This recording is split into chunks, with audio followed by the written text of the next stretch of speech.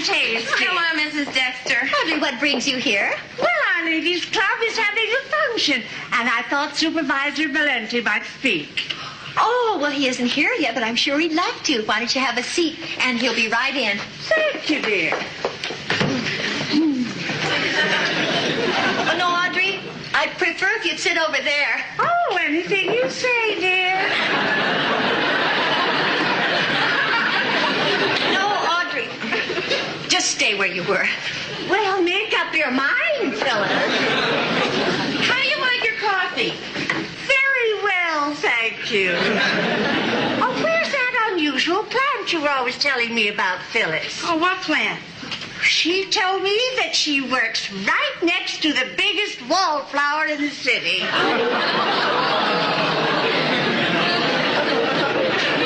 Morning. Morning. Hello, Mrs. Dexter.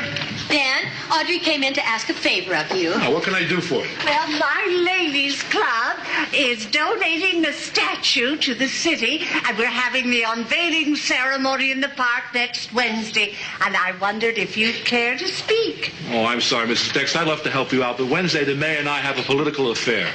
Ooh, politics does make strange bedfellows. Maybe some other time. Oh, dear. I'm sorry, Audrey. I was sure he'd do it. Wait a minute. Leonard? Yes? If you're not busy, would you come in here for a minute? Oh, he's a wonderful speaker. Oh, hello, Leonard. Hello, Mrs. Dexter. Leonard, a group Audrey belongs to is dedicating a statue in Golden Gate Park next Wednesday, and they need a speaker. You were their first choice. Well, I'd be happy to. What would you like me to speak about? Well, since our theme is the bicentennial, I thought it might be nice if you would talk about what the founding fathers did for America. Oh, I don't think I have one on that. But just last month, I addressed an exterminators convention. What exterminators have done for America. I think I could adapt that. Harriet, find that speech. Change exterminators to founding fathers, DDT to the Constitution, and cockroaches to King George. Leonard, why don't you come over to the house tonight for dinner, and we can work the bugs out? I'd better be running along. Oh, is there anything you want from the store, dear? Yes, Audrey, I need some hairspray. Oh, good. As long as you're going, here's my shopping list. Bye-bye. Bye-bye. Yes, ma'am. Oh, hi.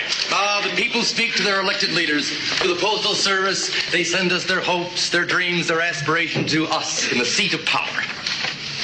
My library book's overdue. Oh, here's another one for you.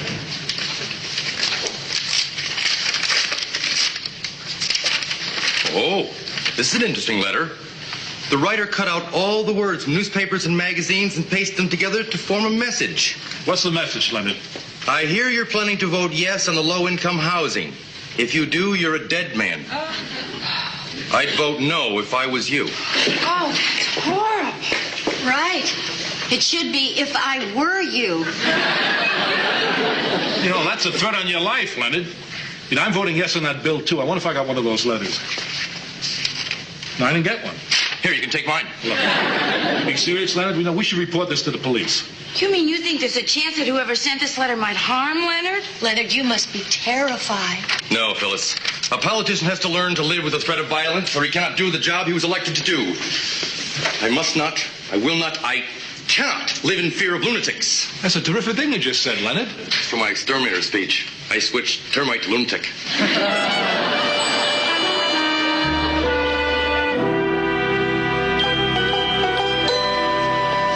Phyllis, you talked to Mother Dexter on the telephone. What time did she say she was coming for dinner? When she was damn good and ready. There she is. I recognize her kick. Oh, Mother! Hello, dear. Hello, Mother Dexter. Enough small talk. Where's the grub? We're waiting for another guest. Where's Arthur? Oh, he's not coming. We had a fight. A fight? Arthur is a male chauvinist pig. He actually wanted me to help him wash the dishes. Why, the man's a tyrant. Oh, Oh, come on now, Mother. You're just having a little period of adjustment. I'm sure everything's going to turn out fine. I know. Even though Arthur may have his faults, he is wonderful in the bedroom. He gets those sheets so tight, you can bounce a quarter off them. Here we are. Oh, Miss Morse, come right in, please. Leonard, come sit down. Yes, please, sit down and have a drink. We are having some very special, rare old sherry that I've been saving for a special occasion. Oh, excellent choice. Got any cookies to go with it? Supervisor Marsh has agreed to honor us by being the speaker at our bicentennial celebration. And I couldn't be happier with such a distinguished guest. What else could we possibly need? Take my advice and book a dog act. I understand you're going to be talking about the founding fathers. Mother's great, etc. grandfather came over on the Mayflower. Oh, a pilgrim. No, a worker. He was a guy who flogged the oarsmen. They didn't have oarsmen on the Mayflower. Oh, well, he wasn't particular. Please. Mother Dexter, you might be interested in knowing my great-great-grandfather came across the plains as a member of a wagon train. Oh, what kind of wagon did he pull? I'm afraid I haven't had a chance to work on my speech yet. It's been a very long day. Yes, and a very trying one. Leonard got a threatening letter today warning him against voting for low-income housing. Oh, that's terrible. No, a public servant has to expect this sort of thing. True. Happened to me once. It did? Yes, several years ago, in my courtroom. I was sentencing a man, and he jumped up on the table and screamed at me. When I get out, Dexter, I'm going to track you down, and I'm going to do to you exactly what I did to all my other victims. For heaven's sake, was he a murderer? No, a peeping Tom. Shall we all go in and have our dinner? You bet. I'm so hungry I could eat your cooking. Leonard, I find it admirable the way you've kept your cool about this threat thing. You're not frightened at all, are you? Of course not. This sort of thing has happened to me before. Isn't there anything you can do about it? I'll do what I've always done when some irrational social misfit tries to get me to switch my vote. What's that? Switch my vote.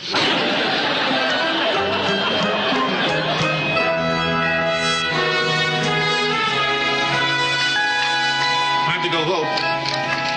Where's Leonard? You'll be right out, Dan. Dan, last night, Leonard told me he's changed his mind about how he's voting. You what?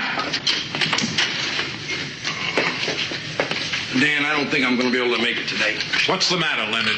I'm not a well man. This could be the big one. It's my heart. Leonard, you're clutching the wrong side of your chest. My Lord, it's moved. Leonard, will you come off it? Look, I don't know what you're trying to pull here, but we have to go vote. Dan, I've reconsidered, and I'm just not going to vote today. Leonard, this is an important piece of legislature. Low-income families need more housing. I've had enough of poor people coming around for handouts. You give them any money, and all they do is go out and blow it on food. Leonard, you don't know anything about what it's like to be poor. How can you sympathize with poor people? What do you mean? Are you kidding? Growing up, I experienced many of the same frustrations as the poor.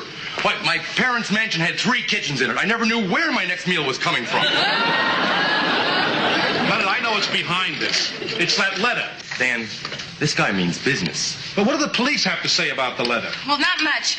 The report we got back said that the words pasted on the letter were cut out of Weight Watchers magazine, Catholic Digest, and Motorcycle Monthly. Well, that's simple. All we have to do is look for a fat nun on a Kawasaki. See, Dan, the police don't have any leads at all. I'm sorry, but I'm just not going to vote today. Okay, Leonard, you do what you want. I'm not going to be your conscience. Just remember, whatever you do, you're the one who has to live with it. Dan, this guy could be dangerous. You understand, don't you, Phyllis?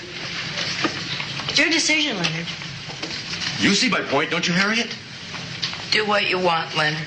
Oh, well, why don't you all just come right out and say it? You think I'm a coward. You're a coward. I guess you're right. Maybe there's more at stake here than a simple vote on low-income housing. There's my integrity. The integrity of all politicians. Okay, Valerie, let's go vote yes. That boy, Leonard. I can be brave. I can go out there and vote my conscience. I can face the consequences. I can face the dangers involved. There's only one thing I can't do. Walk.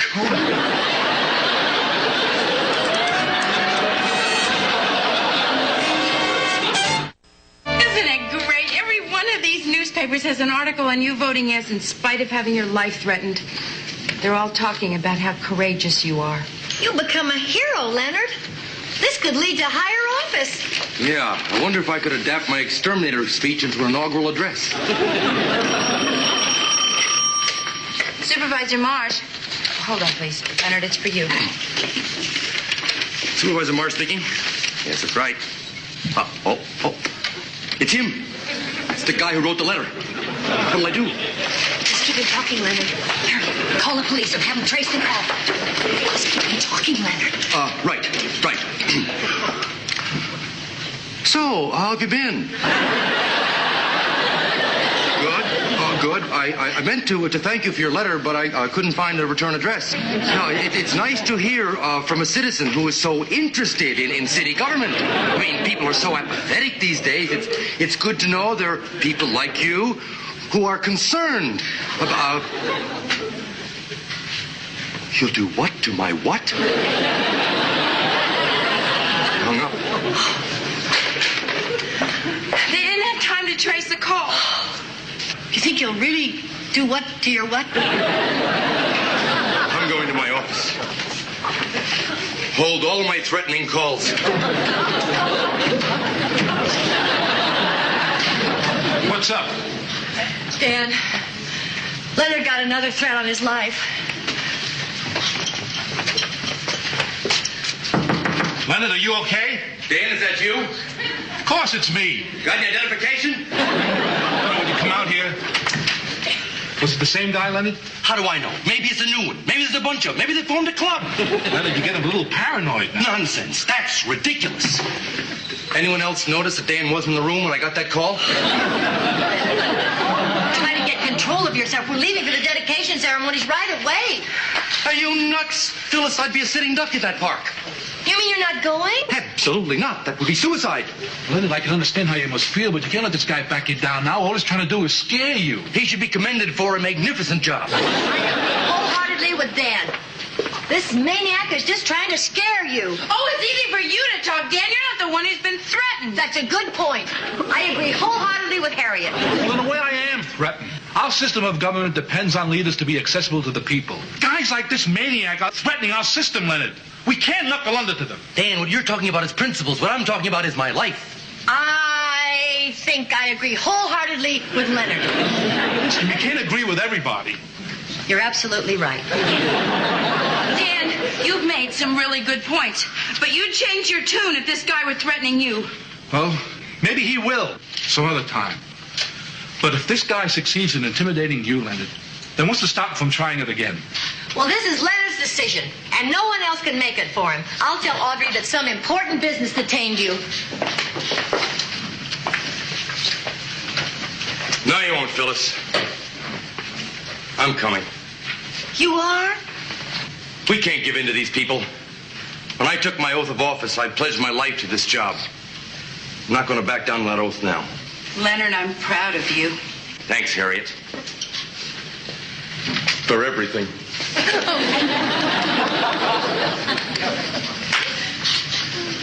Dan, I leave you to carry on my work. Yeah, Leonard. I had hoped to live to see the Leonard Marsh wing added to the dog pound. Fight for it, Dan. Right. Oh, and also there's a proposal in the top drawer of my desk for a monument to be built and dropped into the sea commemorating the tomb for the unknown sailor. Anything you say.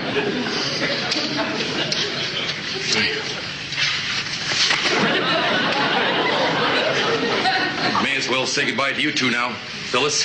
Oh, thank you, Leonard. The end could come at any time. I just really regret I've never really gotten to know you better. I've never had a meaningful relationship with an older woman. Well, it's been a good life. Let it never be said that Leonard Marsh was afraid to show his face in public.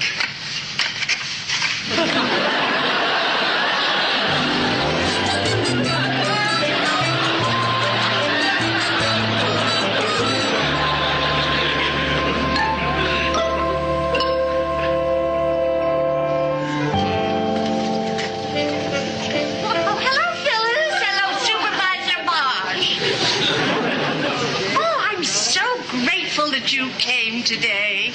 My pleasure, Mrs. Dexter. Sorry I couldn't stay longer. Leonard, there's nobody here but a bunch of elderly ladies. Well, maybe you're right. Oh, of course you're right. Nice, grandmotherly women. Cute, aren't they? Wouldn't hurt a fly. Uh-oh. What's wrong? That one over there. Does she look like a real little old lady to you?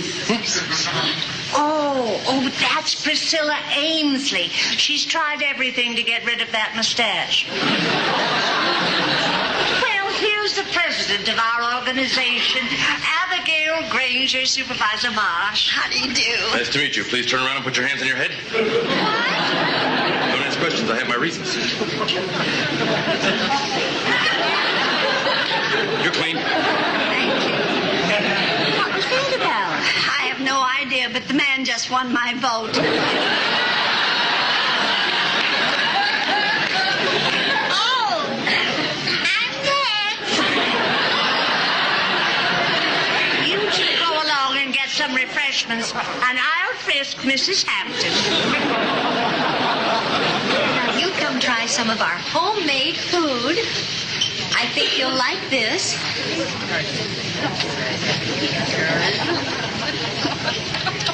My God, I've been poisoned. I'm dying. Oh, now, don't worry. Everyone says that the first time they taste Phyllis's potato salad. And I think it's time we began our ceremony. Come along up to the podium, Leonard. You mean I have to sit up there?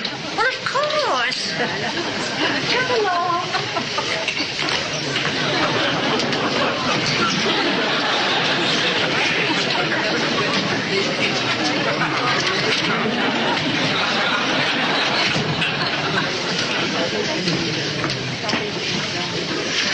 Good afternoon, ladies.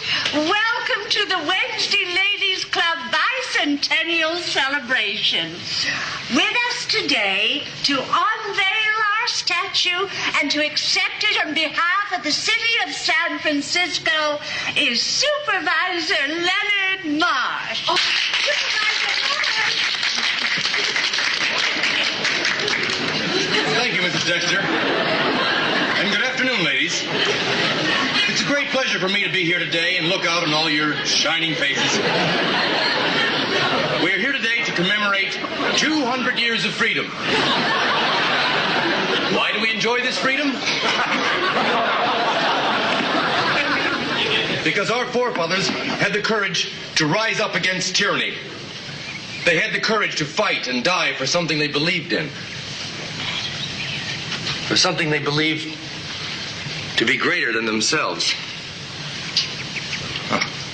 The courage to look danger straight in the eye and conquer it is rare today, but it is still alive. This statue symbolizes the brave men and women who made America what it is today. I proudly present it to you and gratefully accept it on behalf of the city. And I give you my solemn promise that I will fulfill the duties of my office with the same stout heart and fearless conviction that made this nation great.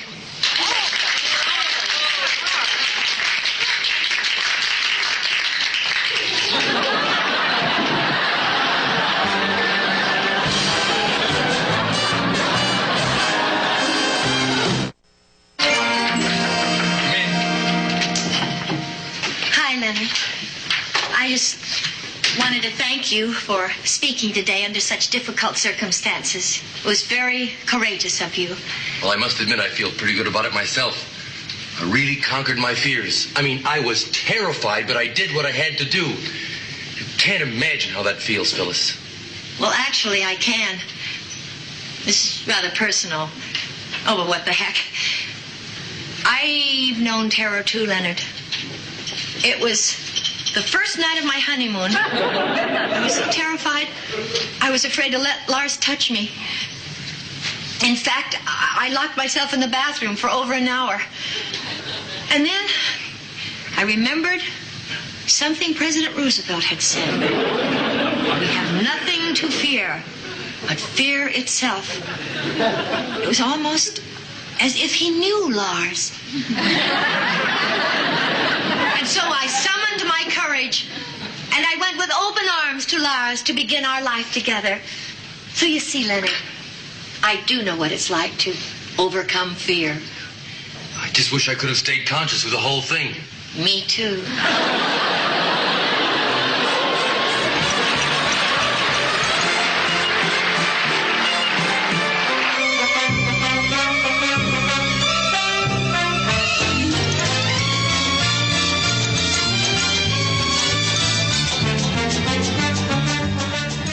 You're watching ALN. Here's what's coming next.